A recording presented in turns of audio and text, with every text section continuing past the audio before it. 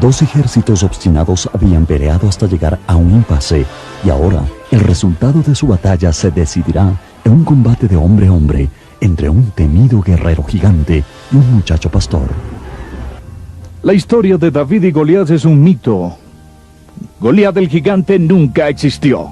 Goliat fue una persona real que tuvo 4 hermanos, y el duelo entre David y Goliat también es históricamente cierto. David y Goliat se enfrentan en batalla, y su antiguo duelo se convierte en uno de los más memorables y más controversiales eventos descritos en la Biblia. Historiadores y expertos bíblicos investigan esta vieja controversia y hallan nuevas respuestas asombrosas. ¿Existió alguna vez un gigante llamado Goliat? ¿O es esta historia bíblica solo pura fantasía? Nunca existió ninguna evidencia histórica o biológica que respalde el relato bíblico respecto a David y a un gigante llamado Goliat. La única evidencia que tenemos son los relatos de la Biblia. ¿Y qué es la Biblia? Información histórica apenas confiable. La evidencia de antiguas fuentes israelitas en referencia a David es tan extensa que pocos historiadores hoy en día se atreverían a cuestionar algunos de los principales detalles de su reinado. David surgió de una oscuridad relativa para llegar a ser el segundo rey de Israel. Gobernó a las 12 tribus de Israel como una poderosa nación y fundó una dinastía real que duró más de 400 años. En biología podemos afirmar que grupos genéticos aislados pueden resultar y resultan en extrañas formas humanas. Los Watusi de Ruanda con su elevada estatura y los diminutos pigmeos del Congo son solo 2 ejemplos modernos. En los albores del siglo XX, muchos académicos de la época consideraban a los Watusi pura leyenda.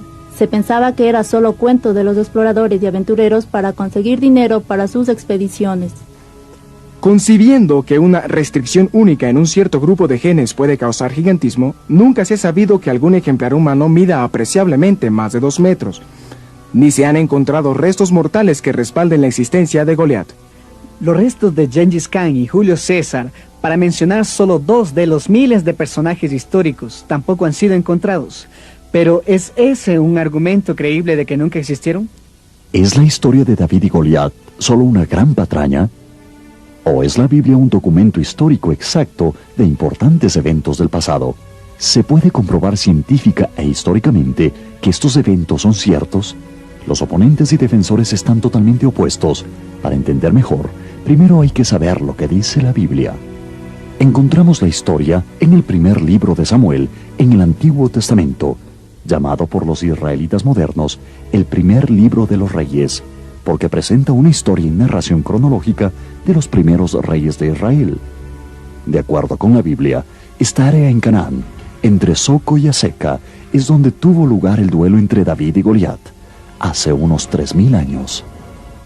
Antes de los años del rey Saúl, los filisteos de las islas Egeas se establecieron en Canaán después de que el ejército de Faraón les impidió establecerse en Egipto en 1188 a.C. El ejército filisteo, con sus armas de hierro y su disciplina, invadió las tierras israelitas en Canaán. Pero sus carros y su pesado armamento fueron diseñados para batallas en tierra plana y eran inútiles en alturas rocosas. Los israelitas bajo Saúl no eran soldados profesionales.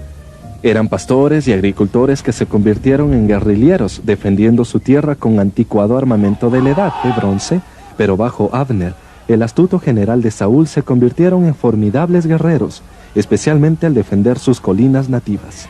Por casi 6 semanas, las dos fuerzas quedaron frente a frente en un impasse que ninguno parecía atreverse a romper. Las superiores fuerzas filisteas habían arrinconado al ejército de Saúl en las escarpadas colinas, pero no podían atacar con éxito a las guerrillas en su posición. Ambos ejércitos estaban con hambre y frustrados, anhelando ansiosos una estrategia que rompiera el estancamiento. Era costumbre que las familias de cada tribu enviaran comida al ejército en el frente, e Isaí de Belén envió a David con alimento para sus hijos guerreros y sus oficiales. ¡Detente e identifícate! ¡Aléjate del burro! Soy David, hijo de Isaí de Belén. Mis 3 hermanos están en el ejército del Señor. Les traigo comida. ¿No sabes que hay patrullas filisteas en todas partes? ¡Ven! ¡Rápido! ¡Apúrate, muchacho! Pero en esta ocasión, David iba a quedar atónito. Hola, hermano. Hola, David. Qué bueno verte. Hermano, ¡Salve Israel! ¡Otra vez! A diario, Goliat se burlaba de los israelitas con insultos, intentando atraerlos a campo abierto. ¡Inútiles soldaduchos! No hay un solo hombre en todas sus filas que venga acá y se atreve a enfrentarme en combate. Dependiendo del erudito bíblico que relate la historia, Goliat medía desde 2,5 metros hasta 4 metros de estatura. Admitámoslo, no hubo ninguna raza de gigantes y no existe la más mínima prueba histórica o científica para tales seres enormes. Antiguos registros judíos señalan que Goliat era de la tribu de los refaítas y que tenía uno o más hermanos. La tribu refaíta tenía peculiaridades genéticas, incluyendo gigantes y personas con 6 dedos en manos y pies. Los refaítas habitaban en Gad, ciudad que en el tiempo de Goliat servía de base para unidades militares especiales de combate. Convirtiendo el codo hebreo a nuestras unidades, podemos determinar que Goliat medía 2 metros y 90 centímetros al ponerse su armadura y casco. Es verdaderamente un gigante. No sé cómo un hombre puede crecer tanto. ¡Escupo sobre tu nación! ¡Escupo sobre tu buitre rey! ¡Y escupo en la cara de tu inmundo Dios Jehová! En el relato bíblico, la parte del gigante es su punto más débil. Sugiere que Goliat y sus hermanos eran de una raza de gigantes, para lo cual nunca ha habido ni un ápice de prueba científica válida. El gigantismo es un hecho incuestionable de la vida humana. Ha habido muchos ejemplos de hombres gigantescos en la actualidad, pero esto no prueba que una raza de gigantes existió alguna vez. La Biblia menciona enfáticamente a los anaseos y refaítas, 2 tribus de gigantes que fueron destruidas por el ejército de Josué en su campaña en Canaán. Los sobrevivientes de estas tribus se refugiaron entre los filisteos. Además, hay absoluta evidencia científica de tales tribus, confirmada por hallazgos arqueológicos de enormes esqueletos en Palestina. También los anaseos y refaítas están representados en varios relieves egipcios, que los muestran siendo de extraordinaria estatura y de piel blanca. Si los gigantes existieron en esta área de Canaán, lo que parece quedar comprobado más allá de duda, ¿por qué no uno llamado Goliat? Saúl, el primer rey escogido de Israel, era un hombre valiente, frustrado por el largo impasse. ¡Ustedes, esclavos cobardes, y su inmundo Dios Jehová! El joven David nunca había escuchado a nadie maldecir a Jehová, y el horror lo estremeció hasta el tuétano. ¡Ese monstruo maldecido al Dios viviente! ¿Quién saldrá a destruir al monstruo por su blasfemia? ¿Quién de ustedes dirá? Cuida tu lengua, muchacho. No nos avergüences. Eres solo un muchacho entrometido y no entiendes. David se sintió muy mal al ver que el gigante podía blasfemar sin ser reprendido, tanto que se apresuró a conseguir una audiencia con el rey. Mientras tanto, en la tienda del rey, Abner trataba de convencer a Saúl de su plan. Esto me parece complicado, Abner. Me parece que no tiene sentido. Los filisteos siempre pelean igual, con sus tropas de armas pesadas, caballos de guerra y terribles carros. Si los despojamos de ellos, los venceríamos en un combate mano a mano. ¿Y cómo lo harías eso, gran general? Sus caballos, sus carros están aquí en la parte de atrás del campamento, en el lugar más defendido. Mueve a los arqueros de Benjamín por estas cañadas a sus flancos. Con flechas encendidas incendia sus campamentos, crea confusión. Mueve a los lanceros del Dan para romper su avanzada aquí, y ataca en el mismo centro. Y haz que los guardias filisteos se queden ciegos y te arrastren a sus posiciones. Necesitamos una distracción, algo que capte su atención hasta que despleguemos a los hombres. Permítame pasar. Tengo que ver al rey. Es urgente. Tengo que ver a su majestad. Déjeme entrar. Al veterano guerrillero, la intrepidez de David le hacía gracia, pero el joven pastor no permitiría que lo ignoren. Dejen entrar al muchacho. Por más de un mes, a pesar de las recompensas ofrecidas por Saúl, ningún hombre se había presentado. Hasta ahora. El frágil pastor suplicó que le diera la oportunidad, pero el rey no le hizo gracia.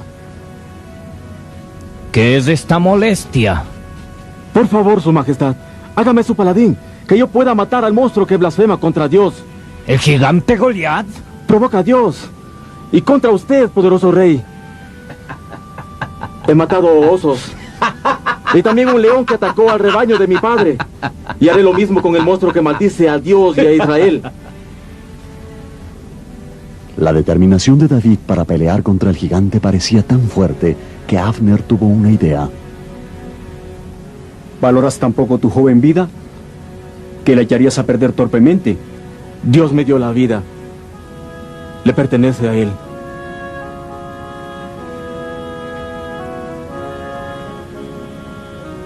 ¿Qué es lo que veo en tus ojos, general? Pienso que el Señor ha enviado la distracción de que hablábamos, Majestad. El mayor problema que tengo con esta historia es que ningún ejército jamás arriesgaría el resultado de una batalla en un solo combate.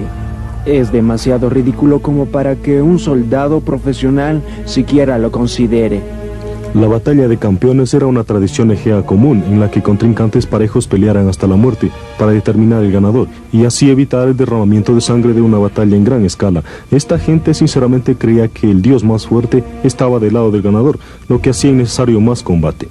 En este caso era tanto un duelo entre Jehová de los israelitas y Dagón de los filisteos como lo era entre David y Goliat. ¡Salve Goliat de Gat! Por la mañana Israel enviará un campeón para enfrentar tu reto. Solo podemos especular lo que Abner planeaba. Tal vez pensaba que, al enviar un frágil muchacho a enfrentar al gigante, distraería la atención de todo el campamento filisteo. Pero tendría que instruir detalladamente a David para que haga durar la pelea. Haré exactamente como diga, señor general. Alargaré la pelea con el monstruo, haciendo que me persiga. Necesitamos ese tiempo, David.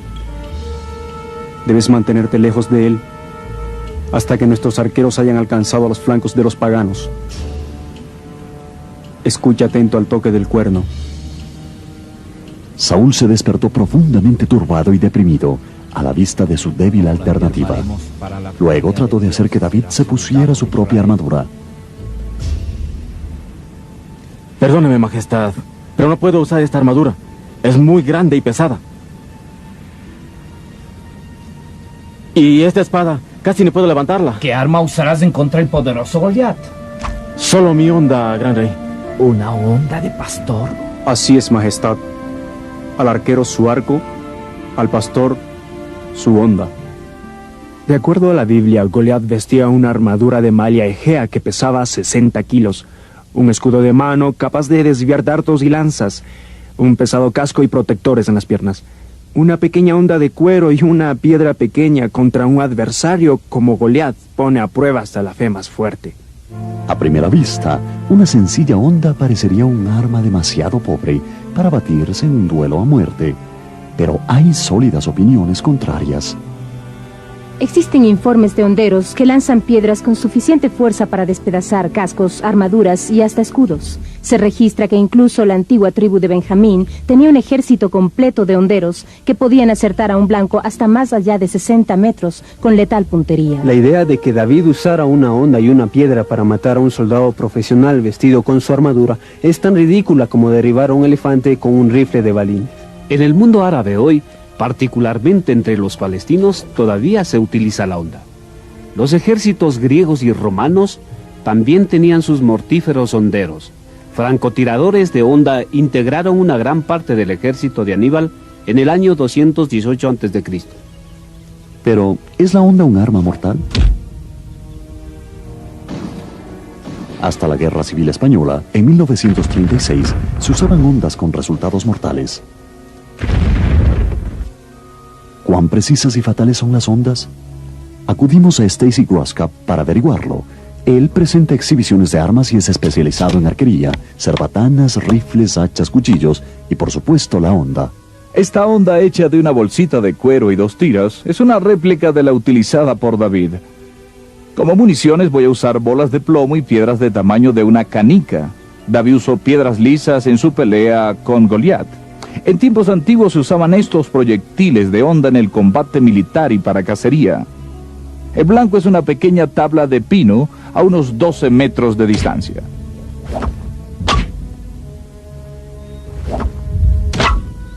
Como pueden ver, la antigua honda era muy eficaz. En las manos de un experto como David, esta honda era ciertamente un arma muy mortífera. Después de largas semanas de frustración, el campamento filisteo se llenó de emoción ante el prometido espectáculo de muerte. Se daba por hecho que Goliat masacraría a cualquier hombre que los israelitas enviaran. ¡Qué gran carnicero que es Goliat!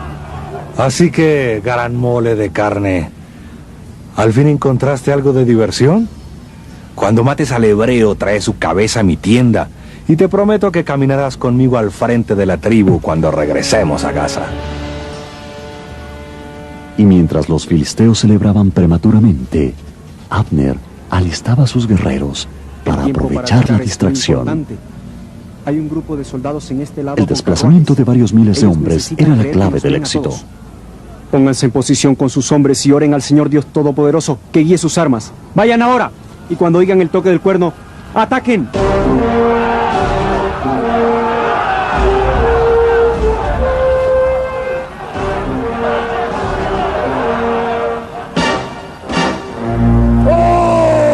¡Oigan, perros hebreos! ¡Me van a matar de viejo esperando a su campeón!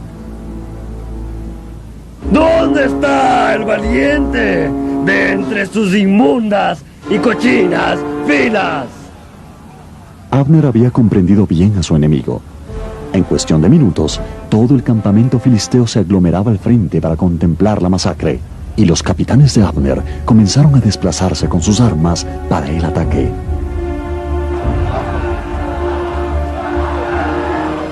¡Yo soy David! ¡Acepto tu reto! El estupor de ver a un bien parecido muchacho retando a su temible gigante atrajo la atención de todo el campamento filisteo, desde los oficiales hasta los mozos de cuadra.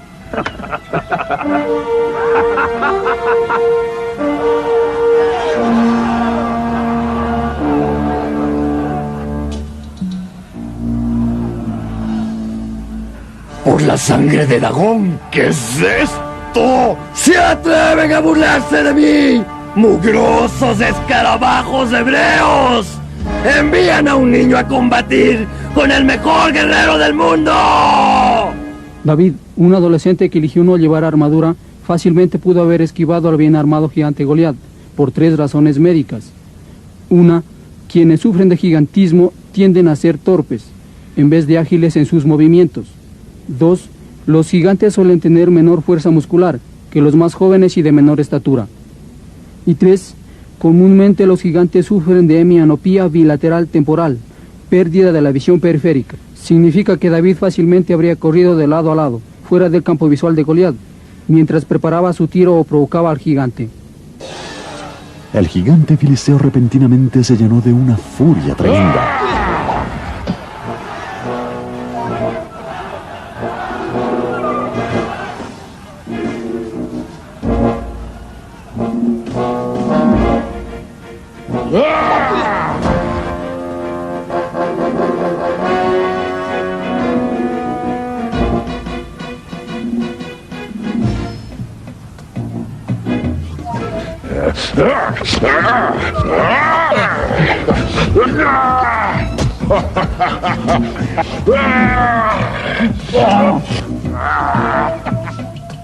¡La jabalina, no la lanza, güey mentecato!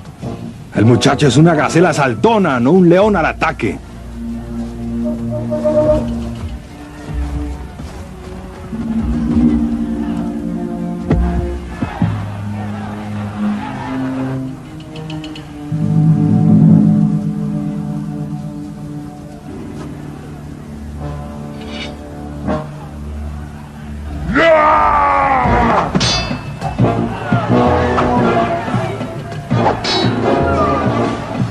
Solo un poco más, mi valiente jovencito.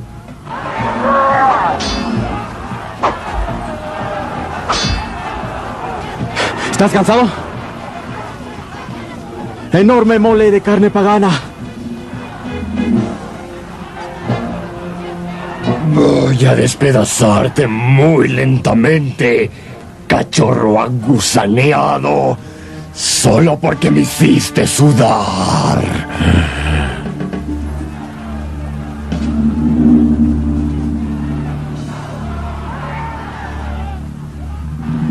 Finalmente, los capitanes condujeron a sus hombres a las posiciones de ataque.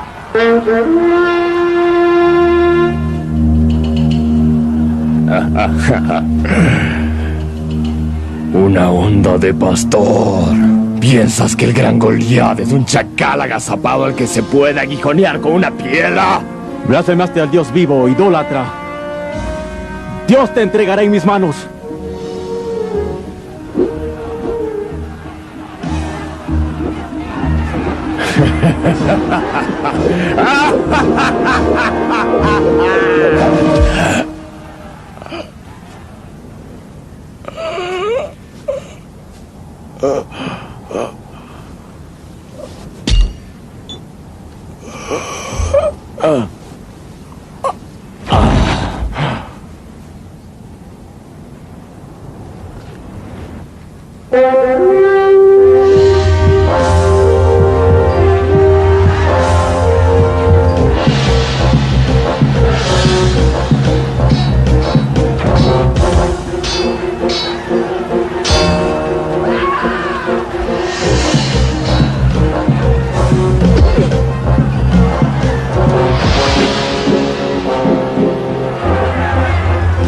El ataque israelita fue tan veloz y asombroso que las fuerzas filisteas quedaron destruidas en unos pocos terribles minutos. En cualquier corte de justicia, la historia de David y Goliat, como está descrita en la Biblia, sería vindicada por la evidencia.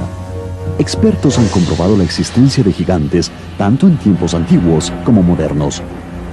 Hemos visto la demostración de que la onda es un arma mortal.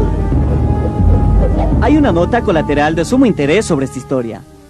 Este casco es una réplica del tipo Egeo, probablemente usado por las tropas filisteas en aquel día. Podrán ver que no hay visera. Era de extrema importancia en la batalla que el soldado mantuviera su cabeza inclinada hacia adelante para obtener máxima protección. Pero si el guerrero echaba su cabeza hacia atrás, como lo pudiera haber hecho Goliat al reírse, esta parte importante de su frente quedaba expuesta. Quizás esta fue la razón por la que se añadieron viseras a los cascos de guerra poco después de la caída de Goliat. Evidencias históricas y arqueológicas prueban la existencia de David y sus muchas obras, desde el haber matado a Goliat hasta gobernar la nación unida de Israel.